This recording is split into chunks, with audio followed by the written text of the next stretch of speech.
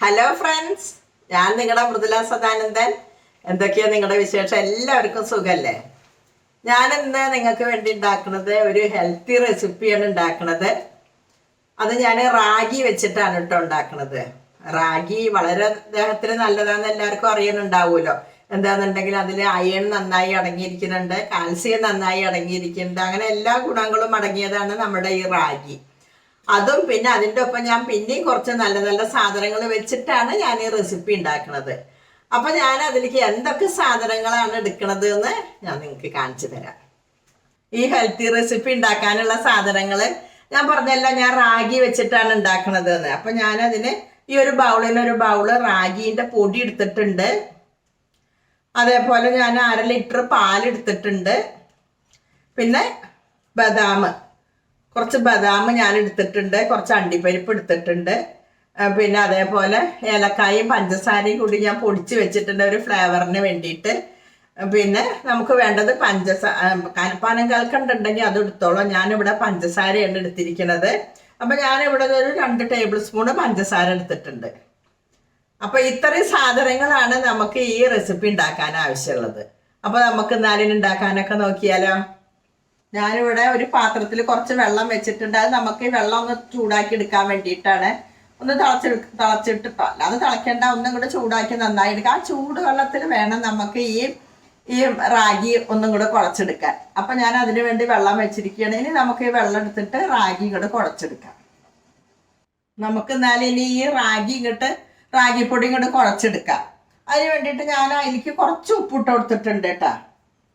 കുറച്ച് ഉപ്പ് ഞാൻ ഇട്ട് കൊടുത്തു. അതിൻ്റെ ശേഷം നമുക്കിത് ഇങ്ങോട്ട് കുഴച്ചെടുക്കാം. ഞാൻ പറഞ്ഞില്ല, ചൂടുവെള്ളം ഉണ്ടാക്കിയിട്ടുണ്ടായാലും നമുക്കിത് കുഴച്ചെടുക്കാം. കുഴച്ചെടുക്കുമ്പോൾ നോക്കണം കേട്ടോ, അങ്ങനെ ലൂസ് ആവരുത്. അങ്ങനെ ഉരുട്ടാൻ മാത്രമായിട്ട് വേണം നമ്മളിത് കുഴച്ചെടുക്കാൻ. അപ്പോൾ കുറേശ്ശെ ഒഴിച്ചു കൊടുത്തിട്ട് കുഴച്ചെടുക്കുക.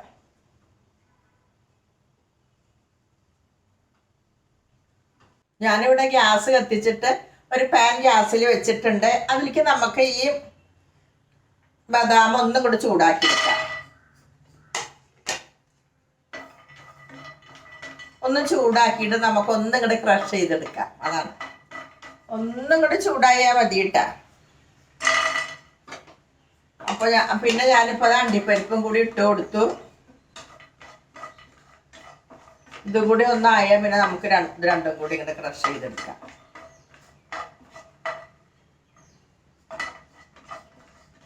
ഒന്നും കൂടി ചൂടായി വന്നാൽ മതി. ഞാനിവിടെ ഗ്യാസ് കത്തിച്ചിട്ട് ഒരു പാത്രം ഗ്യാസിൽ വെച്ചിട്ടുണ്ട്. അതിലേക്ക് നമുക്ക് ഈ പാൽ അങ്ങോട്ട് ഒഴിച്ചു കൊടുക്കാം കേട്ടോ.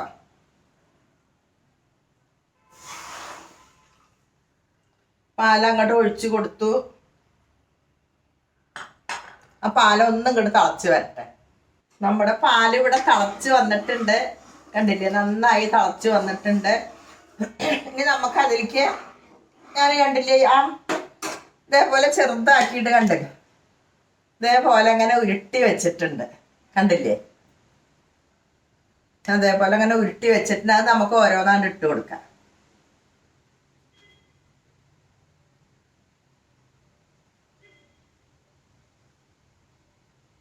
ഞാൻ കുറച്ച് ഉണ്ടാക്കുന്നുള്ളൂ, ഇവിടെ അധികം ആൾക്കാരില്ലാത്ത കാരണേ.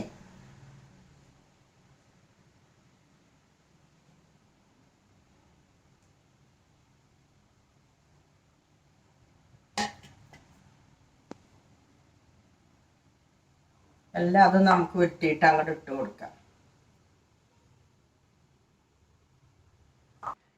നമുക്ക് ഇതിലേക്ക് ഇനി പഞ്ചസാരയും കൂടി അങ്ങോട്ട് ഇട്ട് കൊടുക്കാം കേട്ടോ. തിളയ്ക്കുമ്പോൾ അതിൽ കിടന്നിട്ട് നന്നായിട്ട് ഇങ്ങോട്ട് അലിഞ്ഞു പോന്നോളും. ഇനി നമുക്ക് ഒന്നും ഇങ്ങോട്ട് ആയതിന് ശേഷം നമുക്ക് ഈ ക്രഷ് ചെയ്തതും എല്ലാതും ഇട്ടാൽ മതി. അപ്പം നമുക്കിതൊന്ന് അടച്ചു വെക്കാൻ. നന്നായി അവിടെ നിന്ന് ആയി വരട്ടെ. നമുക്കിനി ഇതൊന്ന് തുറന്ന് നോക്കുക. കണ്ടില്ലേ, നന്നായി തിളച്ച് വരുന്നുണ്ട്. ഉണ്ട്, നന്നായി ഒന്നും കൂടി കുറുകി വരട്ടെ.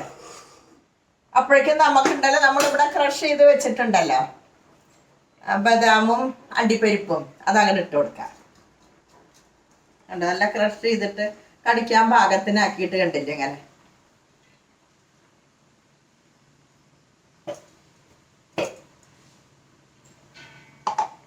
അതൊക്കെ ഞാൻ അങ്ങോട്ട് ഇട്ട് കൊടുത്തു. ഒന്നും കൂടി ആയി വന്നോട്ടെ. കൊഴുത്ത് കൊഴുത്ത് വരുന്നുണ്ടല്ലേ. നമ്മളെ റാഗി നന്നായിട്ട് വെന്തിട്ടുണ്ട്. ഇനി നമുക്ക് വാങ്ങണ ആ സമയം കൂടെ ആവുമ്പോൾ നമുക്ക് അതിലേക്ക് പിന്നെ ഏലക്കായും പഞ്ചസാരയും കൂടി നമ്മളൊരു ഫ്ലേവറിന് വേണ്ടിയിട്ട് പൊടിച്ച് വെച്ചിട്ടുണ്ടല്ലോ, അതങ്ങനെ ഇട്ട് കൊടുക്കാം. മധുരം ഒന്ന് നോക്കട്ടെ. അത്യാവശ്യത്തിന് മധുരമുണ്ട്. ഇത് മധുരം കഴിക്കാൻ വയ്യാത്ത ആൾക്കാർ വെച്ചാൽ മധുരം ഇല്ലാതെ എങ്ങനെയും കഴിക്കാം നമുക്കിട്ടാ. അതല്ല പനം കൽക്കണ്ട ഇട്ടിട്ട് കഴിക്കണം എന്നുണ്ടെങ്കിൽ അങ്ങനെയും കഴിക്കാം. ഞാനിപ്പോൾ ഇവിടെ പഞ്ചസാരയാണ് ഇട്ടിരിക്കുന്നത്. നമുക്കിപ്പോൾ ഏകദേശം നന്നായിട്ടായി വന്നിട്ടുണ്ട്. കണ്ടില്ല, നല്ല കൊഴുപ്പുമായി വന്നിട്ടുണ്ട്, നല്ല അടിപൊളിയായി വന്നിട്ടുണ്ട്. അപ്പം നമുക്ക് നനയിന് ലാസ്റ്റായിട്ട് നമുക്കിതിലേക്ക് ഏലക്കായും പഞ്ചസാരയും പൊടിച്ചതാണ്ട് ഇട്ട് കൊടുക്കാം.